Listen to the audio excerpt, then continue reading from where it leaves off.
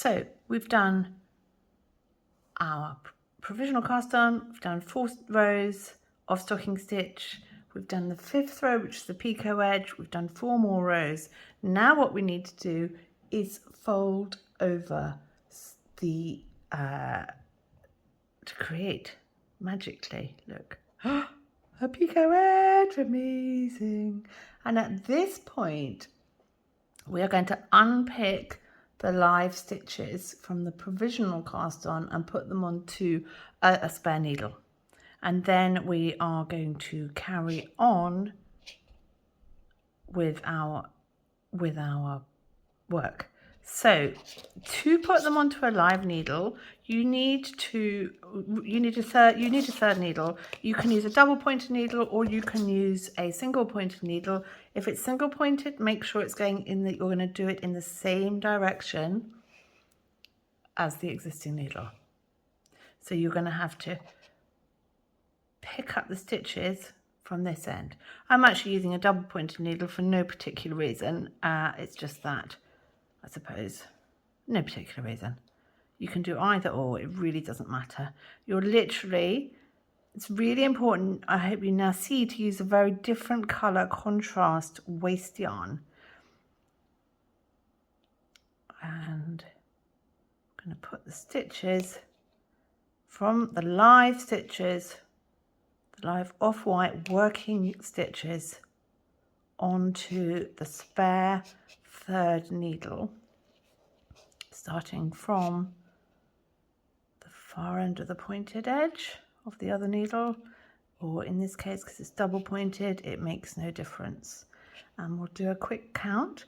With 12 needles, 12 stitches here, we should have 12 here. 2, 4, 6, 8, 10, 12. Oh, magic. So we are going to fold those together. Let's get the waste yarn out of the way. We can actually take the waste yarn off now. It's completely redundant. But at the same time, in case you made a mistake, no harm in leaving it on.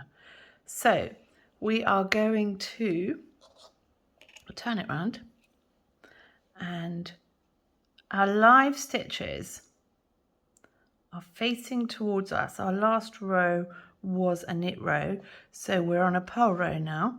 I mean, if we're doing stocking stitch, which we are. So we're going to take these 2 needles and put them next to each other, and we are going to take our existing knitting, the top of our knitting is at the back now, and so our yarn that we're using, our working yarn, is at the back, and we're going to purl.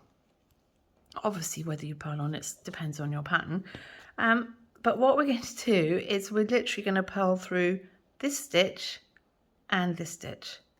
So we're going through 2 stitches, 1 from each needle, and we're matching those. Let me just get some more yarn out, and then we're matching those 2 together and going back through under both loops.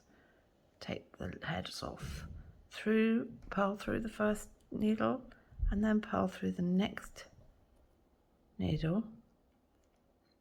I mean, because of the way I've put it on, I'm having to purl through the back of the stitch, and that's fine.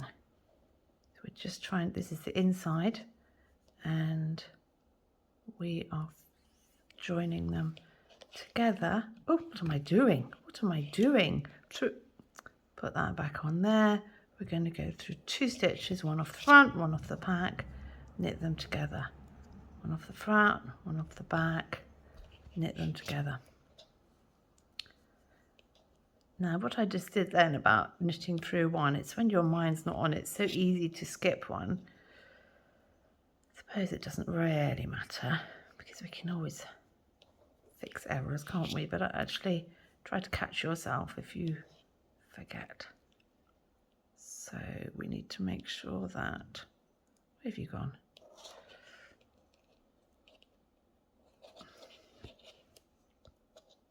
So the first needle, oops, look at that, that came off. Okay, so no problem, good reason to keep your waste yarn on. Okay, so 1 from the back, 1 from the front, and the 1 from the back is a normal purl stitch. The 1 from the back to depending on how I popped it onto the second needle, will either be from the back of the needle or the front. So here, that's a normal purl, go to here, and that's a purl through the back, so we don't get twisted stitches. I always love it when I get to the end and I've got exactly the same number on the front as the back. It means I haven't actually lost my mind too badly. And it's dropped off again. So pick it up, very easy, pop it on, and you have seamed your first row. Right, for picot edging, that's done. You've got a lovely picot edges, and it looked really messy and loose stitched before. I'm aware of that, and I didn't say anything about it because it's about just trusting that the pattern will work. And you hopefully, if I put it against the ground, you can see that lovely clear picot edge. Now, whatever your pattern says, you're just going to follow exactly whatever it says you need to do. If it's stocking stitch, you're just going to knit onwards, and at some point you can take your waist yarn off. Easily done. You're going to cut. We joined it. I put a security knot in it. If you did or you didn't, you can literally cut that there. We've still got the knot at this end, which is where we started. So we're literally going to pull that through there. Ta-da! Okay, if you're making one of our Picot products, the wrist warmers for instance, there'll be a link below to the next section, which is the thumb hole. Thank you, enjoy.